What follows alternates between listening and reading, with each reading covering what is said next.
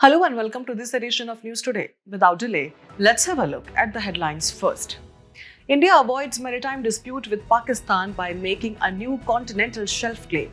Odisha government notified Similipal Tiger Reserve as a national park. BRICS Labour and Employment Ministers Meeting 2025 adopts declaration. Listed firms recorded a rise in corporate social responsibility spending. Scientists find the hidden forces behind the rice stable parts of the continents. Union government brings I4C under anti-money laundering law. In the first news for the day, we bring you an important development in India's maritime diplomacy. India has recently increased its claim in the Central Arabian Sea by nearly 10,000 square kilometers as part of its extended continental shelf. At the same time, India has modified an earlier claim to avoid a long-standing dispute with Pakistan. Now, to understand the roots of this issue, let's first talk about the maritime boundary dispute. Coastal countries enjoy an exclusive economic zone or EEZ, which grants them exclusive mining and fishing rights up to 200 nautical miles from their coastlines. This area extends unbroken from their landmass all the way to the seabed. Importantly, all of this oceanic area is considered part of a country's extended continental shelf. India had first made its claim in 2009 across vast stretches of sea to a UN body called the Commission on the Limits of the Continental Shelf or CLCS.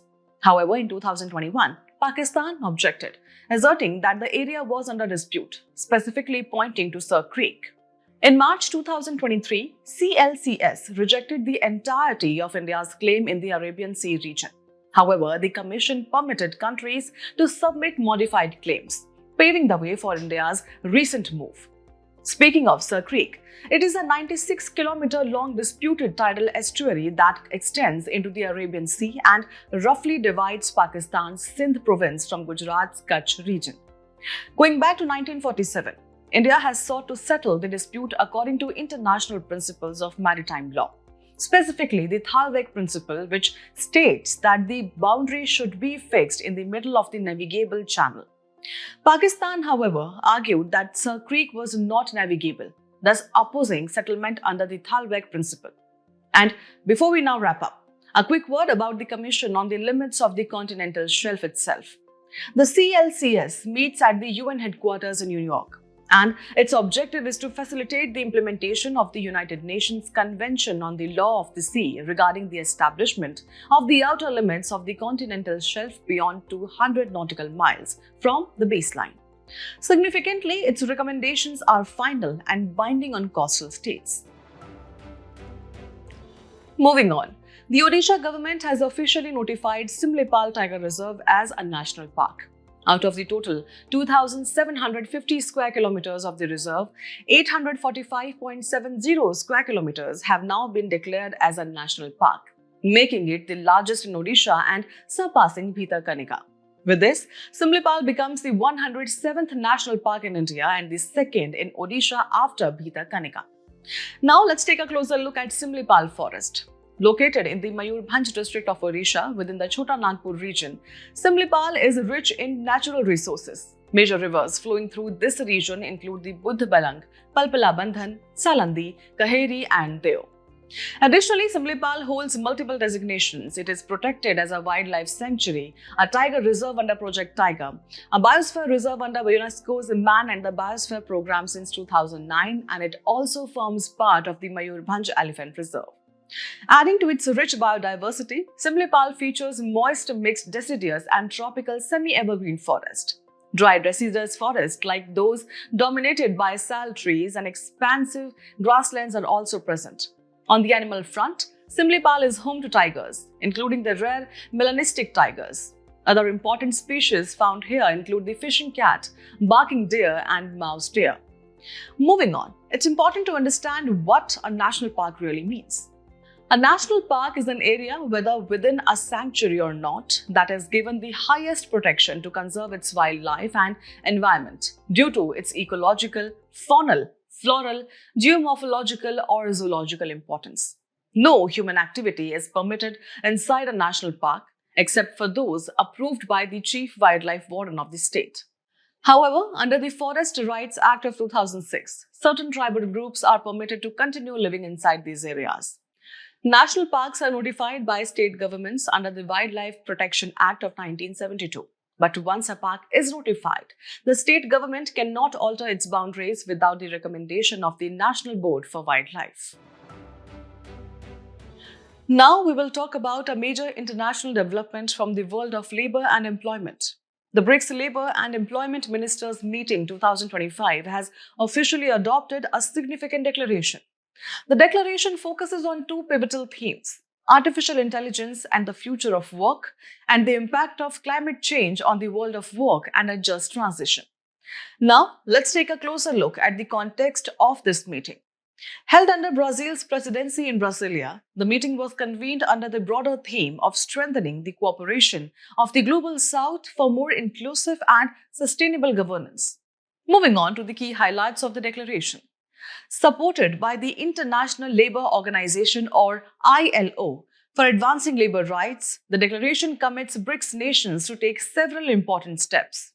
These include promoting inclusive AI policies that balance innovation with worker protection, advancing social dialogue to ensure fair climate transitions, and strengthening South-South cooperation on labour governance, digital inclusion, and green job creation. But why is this declaration so significant for workers? Firstly, on harnessing AI for decent work.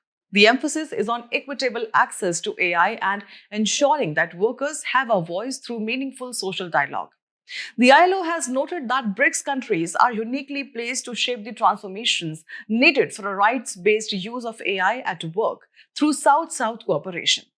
Secondly, regarding just transition, the declaration highlights that 1.2 billion livelihoods are under threat from ecosystem collapse, while 2.4 billion workers endure dangerous heat levels. Next, on universal social protection, the declaration acknowledges the widening protection gap, including for platform workers who have no safety net. Alarmingly, 83% of people globally still lack basic coverage. And finally, in a major push towards social justice, the ILO has committed to supporting BRICS through the Global Coalition for Social Justice, offering normative guidance, research, and technical cooperation. Next, we look at an important update on corporate social responsibility or CSR spending by listed firms. According to a recent report, listed companies have recorded a 16% rise in CSR funding, reaching 17,967 crore rupees in 2023-24. This is a notable jump when compared to 15,524 crore rupees spent in 2022-23, and this increase is attributed to higher profits. Speaking of top contributors, HDFC Bank leads the pack with a CSR spend of 945.31 crore rupees, followed closely by Reliance Industries and Tata Consultancy Services or TCS. Now, before we move further, let's quickly understand what CSR is all about. CSR or corporate social responsibility is about integrating social and environmental considerations into business operations. Moving on to the framework of CSR in India. The CSR framework is well defined under Section 135 of the Companies Act 2013. In fact, India holds the distinction of being the first nation to enact legislation mandating the implementation of CSR activities. Let's now look at the criteria for CSR eligibility. The net worth of the company must be 500 crore rupees or more, or the company's turnover must be 1,000 crore rupees or more, or the net profit of the company must be 5 crore rupees or more. When it comes to fund allocation, companies are obligated to allocate at least 2% of their average net profit from the previous 3 years to CSR activities. These activities include initiatives such as the protection of national heritage, among others. And what happens if a company fails to comply? Well, if the company does not spend the required amount and fails to transfer it into a specified fund, penalties are imposed. Finally, it's mandatory for any company intending to undertake CSR activities to register themselves with the Registrar of Companies. Moving on, scientists have made an exciting discovery about the hidden forces behind the rise of stable parts of continents. Scientists have analyzed how and why stable parts of continents called cratons gradually rise to form some of the planet's greatest topographic features, such as escarpments and plateaus. However, cratons remain one of the least understood aspects of plate tectonics. Now, let's take a closer look at the key findings. When tectonic plates break apart, powerful waves are triggered deep within the Earth. These waves can cause continental surfaces to rise by over a kilometer, even in areas far from plate boundaries. Diving deeper into the mechanism, continental rifting, such as what we see in the African Rift Valley, stretches the crust, setting off a deep mantle wave. This wave travels along the continent's base at a rate of about 15 to 20 kilometers per million years. These waves work by removing layers of rocks from the continental roots, which leads to uplift. In addition, erosion triggered by these waves further removes rock, amplifying the uplift and eventually forming plateaus. Tectonic plates are classified into major and minor plates. Major plates include examples like the Pacific Plate, Eurasian Plate, and African Plate. Minor plates include examples such as the Juan de Fuca Plate, Cocos Plate, Nazca Plate, and Caribbean Plate. Now, to better understand the bigger picture, let's briefly touch upon the plate tectonic theory itself. Often referred to as geology's theory of everything, plate tectonic theory explains how major landforms like volcanoes and earthquakes are created as a result of Earth's subterranean movements. As for the mechanism, Earth's outermost layer or lithosphere, made up of the crust and upper mantle, is broken into large rocky plates. These plates float on top of a partially molten layer of rock called the asthenosphere. Now, an important development from the Union government in the fight against cybercrime. The Department of Revenue under the Union Ministry of Finance has recently issued a notification to include the Indian Cybercrime Coordination Center or I4C under Section 66 of the Prevention of Money Laundering Act 2002. This move will help I4C to share and receive information from the Enforcement Directorate and other law enforcement agencies, thereby strengthening the country's fight against cyber-enabled financial crimes. Let's now take a closer look at Section 66 of the PMLA Act 2002.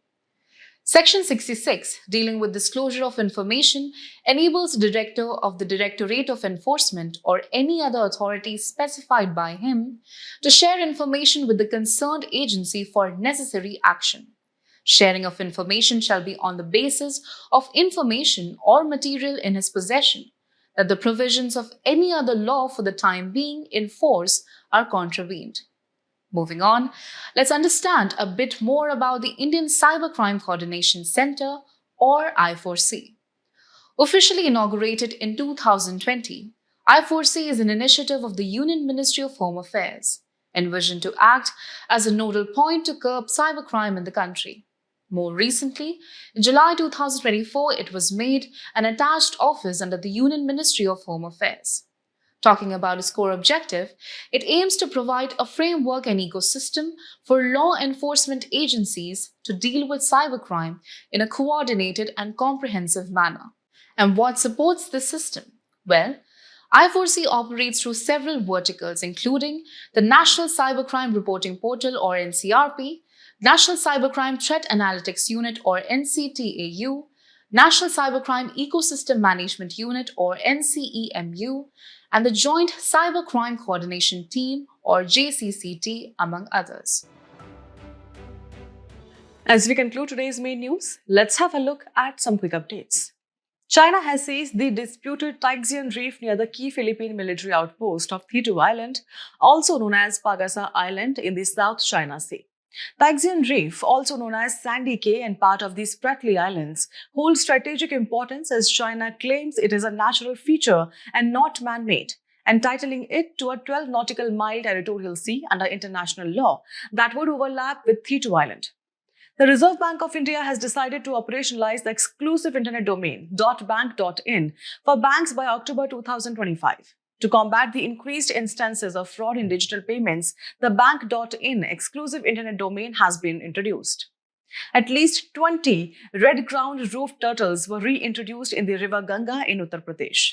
The red-crowned roof turtle or Bengal roof turtle is native to India, Bangladesh and Nepal. India's wolf sanctuary, Mahua Danar in Jharkhand, was in news due to a unique practice of tribals from the Sarna faith to avoid the Sal forest during the winter months. Coincidentally, this period aligns perfectly with the breeding and denning season of the Indian grey wolf. The Food and Agriculture Organization or FAO on Earth Day launched Accelerating Innovative Monitoring for Nature Restoration. Aim for Nature aims to improve monitoring and reporting of global ecosystem restoration efforts. Recently, an explosion took place in a shipment of sodium perchlorate rocket fuel used in missiles at Iran's Shahid Rajai port, a part of Bandar Abbas port complex. Shahid Rajai port is Iran's largest and most advanced terminal. India is grappling with a critical shortage of agentic AI professionals as demand surges, driven by the shift towards sophisticated AI agents capable of autonomous decision-making. Agentic AI refers to AI systems that can autonomously make decisions, take actions, and adapt to changing environments. ISRO has successfully conducted the second short hot test of the semi-cryogenic engine that will power the semi-cryogenic booster stage of the Launch Vehicle Mark III or LVM-3. Semi-cryogenic engines combine the benefits of cryogenic and conventional engines, employing a cryogenic oxidizer along with a hydrocarbon-based fuel. Indian National Space Promotion and Authorization Center has invited applications under a new initiative called the Satellite Bus as a Service. Satellite Bus as a Service aims to provide a pathway for Indian private space players to design and develop small satellite bus platforms for hosted payload applications. Historian M.G.S. Narayan, a key force behind Muziris Heritage Project, was remembered in the Kerala State Assembly. Ancient Muziris port was a major trading hub located on the Malabar coast of present-day Kerala, primarily active from around the 1st century BCE through the early medieval period. Before we sign off, let's challenge your understanding in today's installment of Test Your Learning.